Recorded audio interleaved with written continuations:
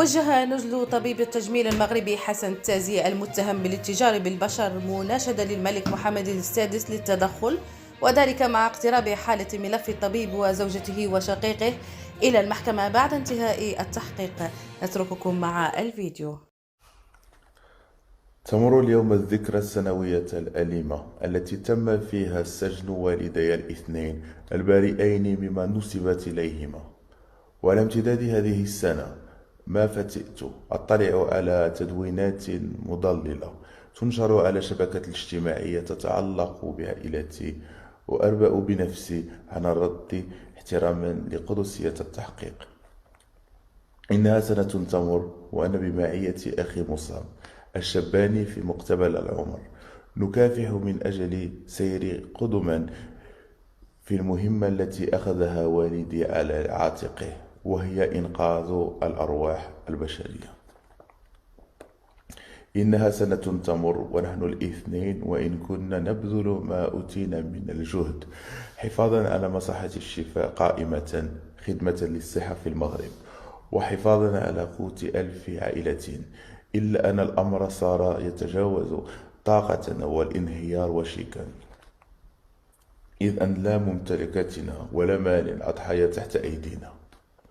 وإنني إن سمحت لنفسي كتابة هذه الرسالة فلأنني أريد مشاركة ما يختلج أعماقي وأعماق أفراد عائلتي حسن ومنية ومصعب ومحمد من مشاعر الألم والمرض، حيث تعيش هذه العائلة اختبارا عسيرا وقاسيا من العسر والقساوة، حتى أضحى يفوق ما اشتررنا من الألم بوفاة أخي. ولا أخفيكم سرا أن حالة الصحية للوالدي الاثنين هي في تدهور يوما تلو الآخر، ولكم أن تتصوروا حالة أسرة عملت على امتداد 40 سنة على بناء مستقبلها بكل جد واستحقاق، لتجد نفسها في آخر المطاف لقمة سائغة في فم من يكيل لها الاتهامات الباطلة. ولكم أيضا أن تتصوروا وضع والدي الذين ما زال ممنوعين من الالتقاء رغم مضي أكثر من سنة. وأود هنا أن أدعم تلك الرسالة المرئية التي نشرها أخي الأصغر تأكيدا لبراءتنا التي ستظهر للملا عما قريب. إن السجن الذي تعرض له والدي يعزى لكونه كان شخصا يحظى بتغطية إعلامية، وكان يغامر بالتطرق لمواضع حساسة لا تعني في شيء. والأكيد أن الوضع صار عسير التحمل، وطالتنا عقوبة قاسية، درس مارر نجتره منذ ما يفوق سنة. ولكن للأسف يبدو أن الهدف الأخير هو تدميره وتدمير زوجته وأبنائه ومصلحته ومسيرته المهنية كجراح. واسمحوا لي أن أبلغ من أعماق القلب أسفي واعتذاري باسمه قاطعا العهد على نفسي ألا يتحدث مرة أخرى عن مواضيع من هذه القبيل. وأنا مضطر ومجبر للدفاع عن والدي، ذلك رجل استثنائي ذو القلب الكبير كان دائما يسعى إلى أن يمثل بلده وملكه ودينه بكل حب وشرف وحسن نية، ولم يسبق له أن أخلي بقسم الطبيب الذي أداه طوال حياته.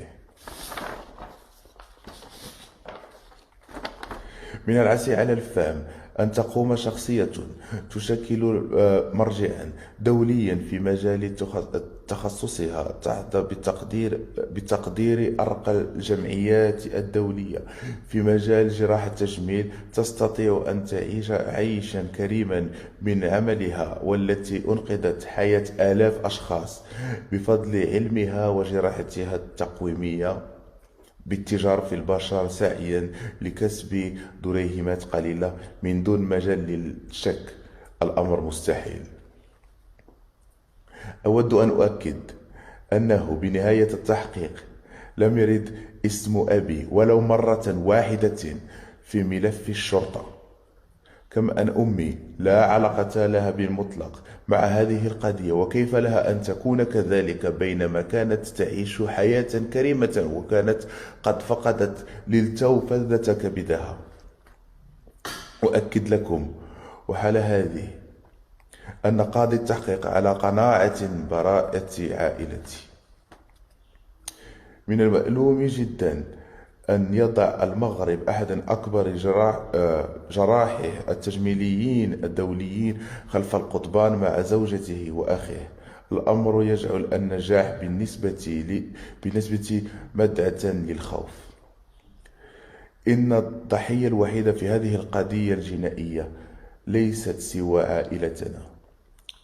وها أنا أقضي هذا الشهر الفاضل للمرة الثانية واحدا دون عائلتي، ورعب ينتابني أن يحصل لي شيئا ما، رعب في حضوري من المستشفى حيث اشتغل، رعب من مستقبلي ومن مستقبل إخواتي. تطالنا أعين المراقبين كما لو كنا مجرمون خطيرين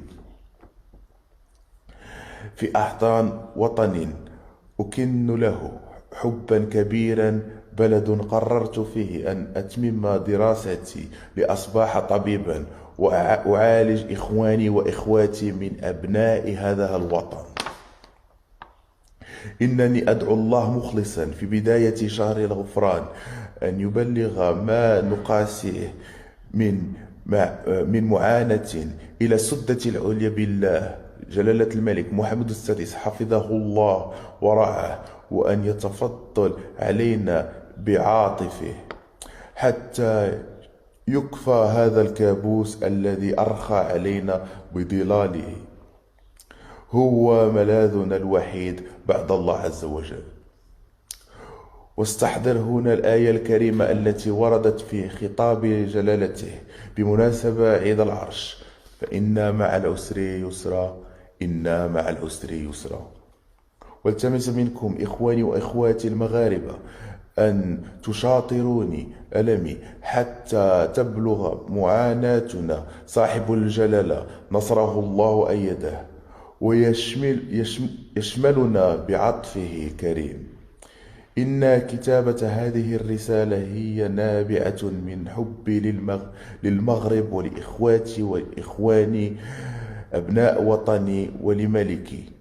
يحدوني أمل كبير في أن يستعد والدي حريتهما وتتوقف هذه المعاناة.